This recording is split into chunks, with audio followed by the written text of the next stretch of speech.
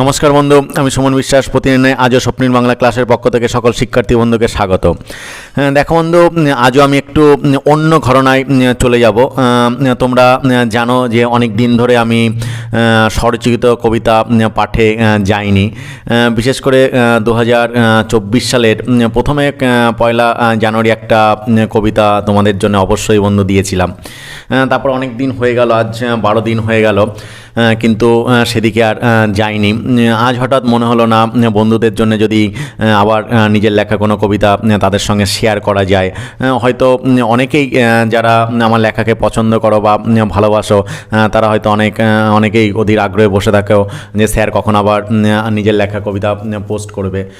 সবাইকে সবার পছন্দ নয়, আবার কাউকে কাউকে বিশেষ পছন্দ, সেদিকে কোনো লেখা কারো মন ছুঁয়ে যেতেই পারে। ফলে সেসব অনলাইন শিক্ষার্থী বন্ধুদের জন্যে, এমনকি প্রত্যেক শিক্ষার্থী বন্ধুদের জন্যেই আমার এই অবশ্যই নিবেদনটা। দেখো বন্ধু, এই যে স্বরচিত কবিতা, তোমরা জানো যে প্রতিদিন তো লেখা সম্ভব হয় না, প্রতিদিন এটা হয়ও না। লেখা তো একটা আর্ট, এটা তো একটা শিল্প, ফলে চাইলেই তো হয় না। সেই জন্যে হয়তো মাথার মধ্যে যখন কোনো পরিবেশ পরিস্থিতি তৈরি হয় বা মাথায় হঠাৎ করে কোনো একটা ভাব চলে আসে, তখন হয়তো পেন কলম নিয়ে বসে পড়ে হয়তো লেখা হয়ে যায়। তবুও পেন কলম নিয়ে বসে পড়ে লেখা হয় না।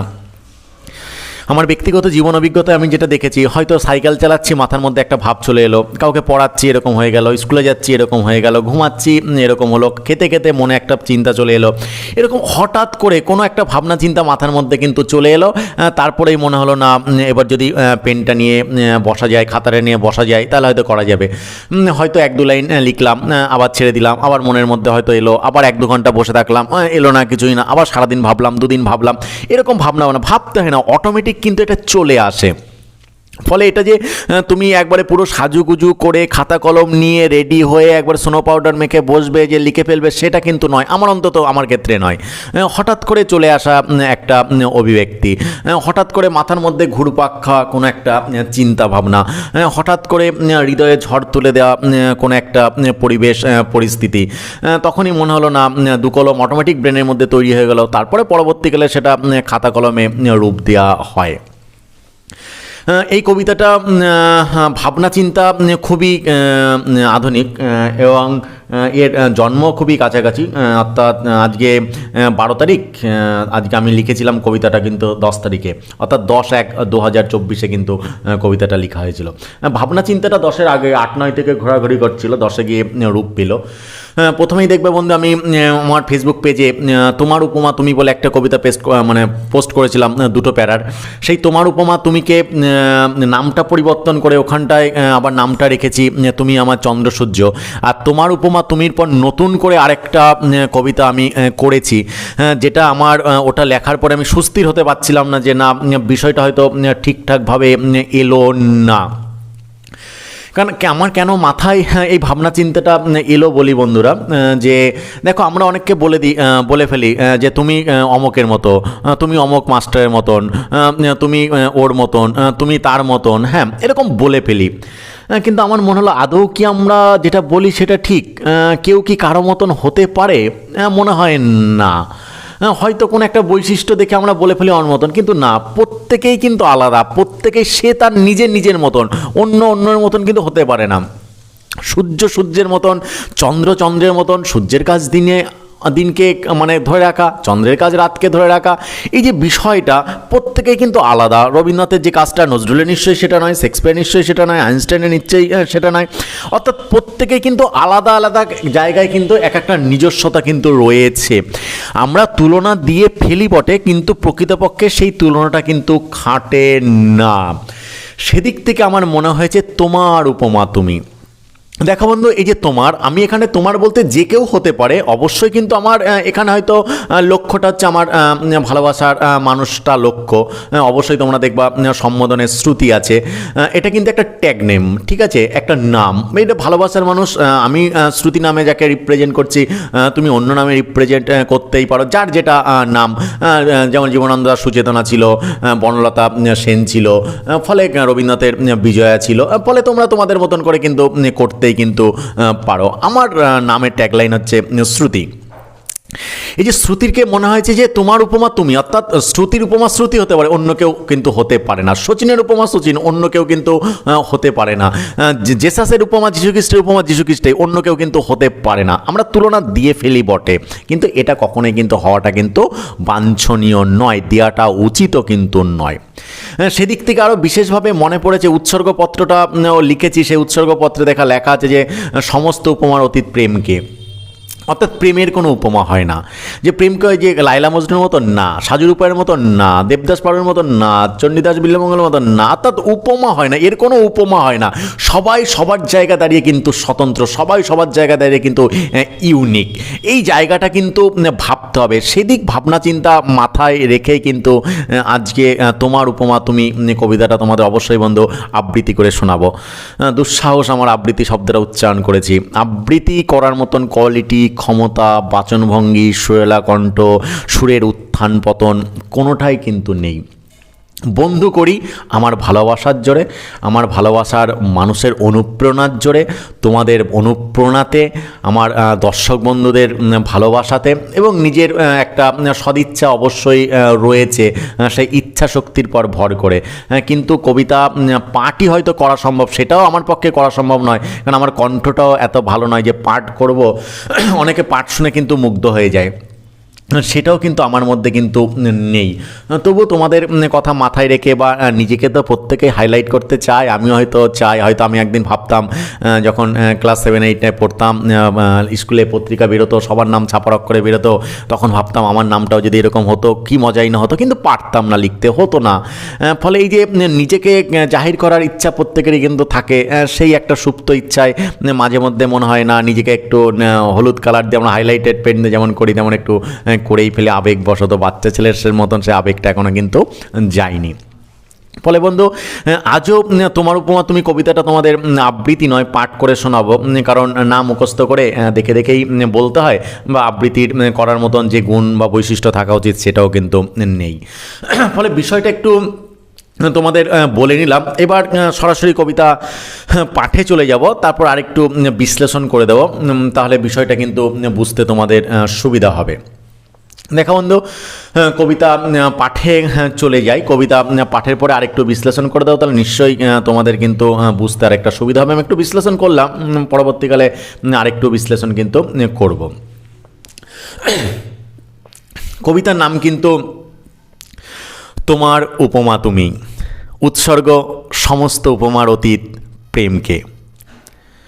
শ্রুতি, তোমার উপমা শুধুই তুমি, এটা জানেন কেবল অন্তর্যামী। সমুদ্র কতটা ভয়ঙ্কর বোঝা যায় যখন জীবনে ধেয়ে আসে সুনামি। শ্রুতি, তোমার উপমা শুধুই তুমি।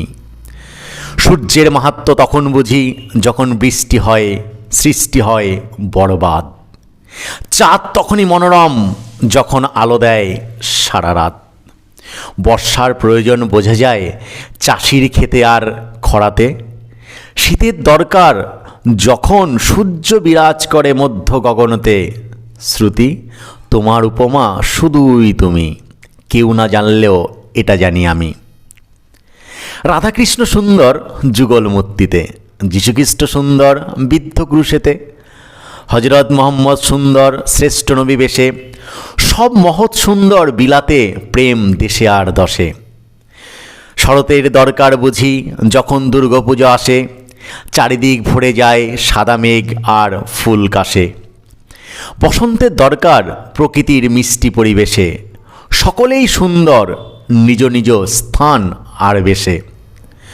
সবাই অন্যের মতো এটা আর বলো না কখনো, সাপমণির জন্ম দেয় এটা তো তুমি জানো। লায়লা মজনুর প্রেম সুন্দর হলো মিশে গিয়ে কবরেতে, ত্রিলোকে অমর প্রেমের দৃষ্টান্ত হব আমরা দুজনেতে। শ্রুতি, তোমার উপমা শুধুই তুমি, দুনিয়াকে আজ চিৎকার করে জানিয়ে দিলাম আমি। নমস্কার বন্ধু। দেখা বন্ধু, এটাই ছিল কিন্তু তোমার উপমা তুমি কবিতার যে মূল কবিতাটা সেটা, এবং বললাম কবিতার জন্ম কিন্তু 10/11/2024, অর্থাৎ মাত্র দুদিন আগে এই কবিতাটা কিন্তু লিখেছিলাম। তোমরা নিশ্চয়ই বন্ধু কবিতাটা পাঠের পরে তোমরা বুঝতে পারছো যে আমি কিন্তু আমার ভালোবাসার মানুষটার উপমা বলেছি, শুধুই সে, অন্য কেউ কিন্তু হতে পারে না। কারণ ঈশ্বর অন্তর্যামী জানেন একজনের উপমা সেই, অর্থাৎ তার অবলিক বা তার বিকল্প যদি কেউ হয়ে থাকে সেই, অন্য কেউ কিন্তু হতে পারে না, তার মতো হতে পারে। কারণ দেখবো আমি বারবার ব্যাকরণ পড়াতে গিয়েও বলেছি যে সিমিলার ওয়ার্ড বলে কিছু হয় না, সমার্থক শব্দ বলে কিছু হয় না, কথাটা হওয়া উচিত প্রায় সমার্থক শব্দ, সমার্থক বলে কিন্তু কিছু হয় না। বোঝা গেল তো? ফলে এই যে আমি প্রত্যেকটা জায়গায় কিন্তু বোঝানোর চেষ্টা করেছি যে সূর্যের মাহাত্ম্য কখন বুঝি, যখন বৃষ্টি বা সৃষ্টি হয় বরবাদ, অর্থাৎ বৃষ্টি হচ্ছে বা হচ্ছে না, সৃষ্টি নষ্ট হয়ে যাচ্ছে, বরবাদ হয়ে যাচ্ছে, তখন বোঝা যায় সূর্য কতটা কিন্তু আমাদের জীবনে গুরুত্বপূর্ণ। চাঁদ তখনই মনোরম যখন ওই অমাবস্যা রাতকে মানে দূরে ফেলে দিয়ে, অমাবস্যা রাতকে দূরে ফেলে দিয়ে জ্যোৎস্না স্নাত একটা সুন্দর রাত আমাদের উপহার দেয়। বর্ষার প্রয়োজন তখনই বোঝা যায় যখন চাষির ক্ষেত ফেটে যায়, যখন খরাতে গোটা পৃথিবী কিন্তু একবারে পদানত হয়ে যায় বৃক্ষের মতো, তখন বোঝা যায় যে বর্ষা কতটা প্রয়োজন। যখন গ্রীষ্মের প্রচণ্ড দাবদাহে সূর্য মধ্য গগনে বিরাজ করে, একবারে তার রক্তচক্ষুকে মেলে দেয়, তখন বোঝা যায় শীতের কতটা দরকার। তাই আমরা জানি যে শ্রুতি আমাদের ভালোবাসার মানুষটার উপমা সেই, অন্য কেউ তার বিকল্প কিছু হতে পারে না। কারণ একজনের কাছে এক একজনা এক এক রকম মহত্ব নিয়ে কিন্তু হাজির হয়, ফলে বিকল্প আসতে পারে না, কারো অল্টারনেটিভ কিন্তু কেউ হতে পারে না। আমরা ভাবি সচিন চলে গেল, সচিনের জায়গাটা বিরাট পূরণ করলো, বিরাট চলে গেল, এর জায়গায় রোহিত, রোহিত পূরণ করলো, এর জায়গায় রাহুল। না, হয় না, কেউ কারো জায়গা পূর্ণ করতে পারে না। আমরা ভাবি বটে, হয় না, কারণ সচিন সচিনই, রাহুল রাহুলই, বিরাট বিরাটই, ব্যাটম্যানই, এদের কিন্তু বিকল্প কেউ কিন্তু হতে পারে না। যেমন রাধাকৃষ্ণ দেখো যুগলমূর্তি অসাধারণ, ওই যুগলমূর্তি অসাধারণ যুগলমূর্তি, এটা ভাবা যায় না। কিন্তু আমি যদি তুলনা দেবো রাধাকৃষ্ণ যুগলমূর্তির বদলে এই যুগলমূর্তিটা রাধাকৃষ্ণের মতো না। যীশুখ্রিস্ট ক্রুশবিদ্ধ অবস্থায় কতটা সুন্দর বলো তো, কি মহৎ মানবত্ব তার বলো তো, কত সুন্দর লাগছে বলো তো, একবার ভাবনা চিন্তা করে দেখবে। শ্রেষ্ঠ নবী বেশে হজরত মোহাম্মদ কতটা মূল্যবান একটু ভেবো তো। পৃথিবীতে যত মানুষের, মহৎ মানুষের আবির্ভাব হয়েছে, প্রত্যেকেই দেখবে গোটা দেশে দশে প্রেম বিলিয়েছে, এখানেই কিন্তু তাদের মহত্ব। সুতরাং কার উপমা আমি কাকে দেবো?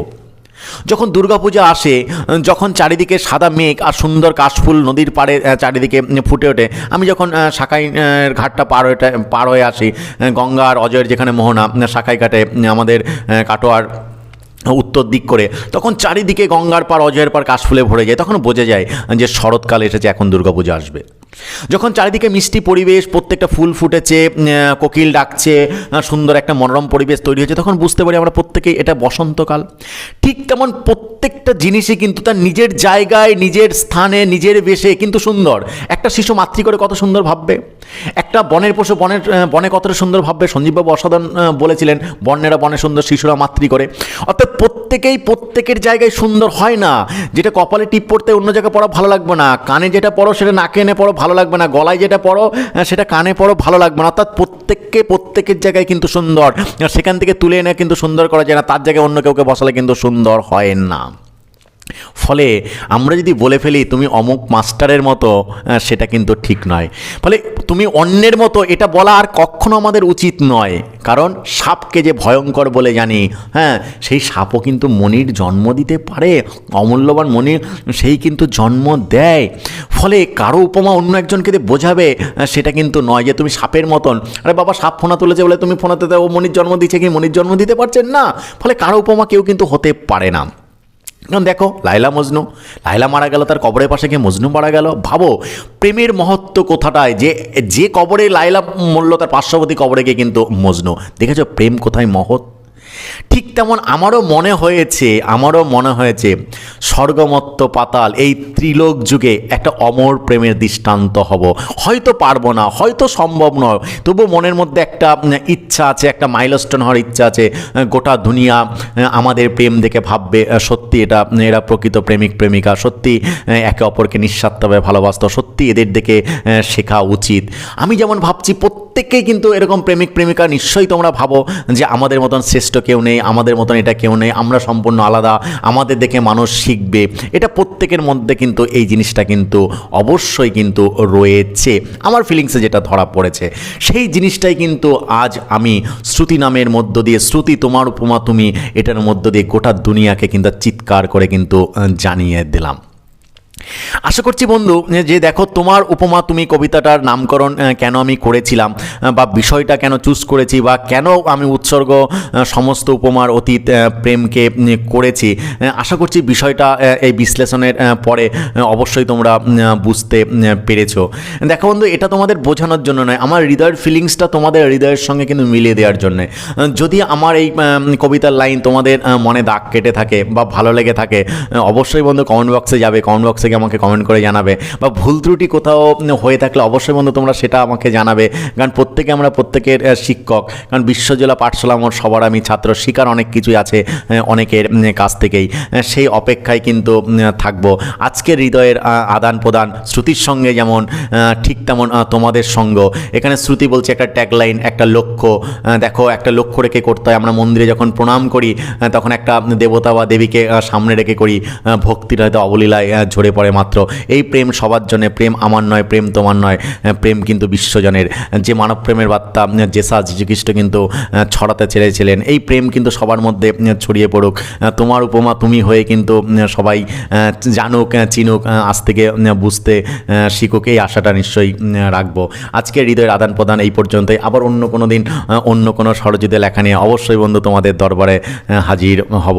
প্রত্যেকেই ভালো থেকো।